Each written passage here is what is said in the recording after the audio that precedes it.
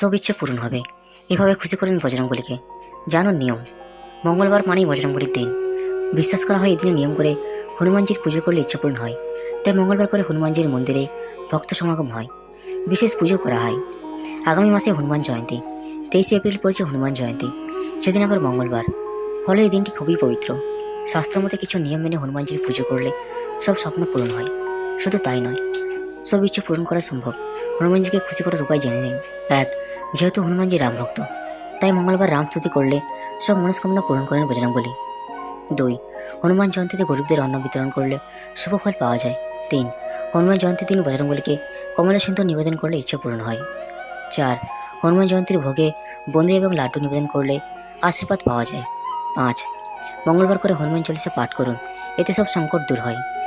হনুমান জয়ন্তীতে পুজো করবেন কিভাবে? হনুমান জয়ন্তীর দিন সকালে ঘুম থেকে উঠে স্নান সেরে বজরংবলীকে প্রণাম করুন। 5 বার বজরংবলী নাম নিন। স্নান সেরে হলুদ বস্ত্র পরুন।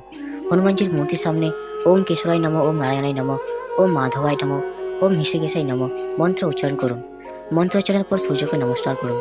মন্ত্র উচ্চারণের পর হনুমানজিকে ভোগ নিবেদন করুন। পুজো শেষে মোমবাতি বা প্রদীপ এবং ধূপ জ্বালান। পুজোর পর প্রসাদ অবশ্যই সকলকে দান করুন। কবে হনুমান জয়ন্তী? এবছর হনুমান জয়ন্তী পড়েছে 23 এপ্রিল, মঙ্গলবার। ওই দিন ভোর 3:25 থেকে চৈত্র পূর্ণিমা তিথি শুরু। পরের দিন ভোর 5:18 পর্যন্ত তিথি থাকবে। 23 এপ্রিল সকাল 9:03 থেকে দুপুরে 1:58 পর্যন্ত এবং রাত 8:14 থেকে রাত 9:25 পর্যন্ত পুজোর জন্য ভালো সময়।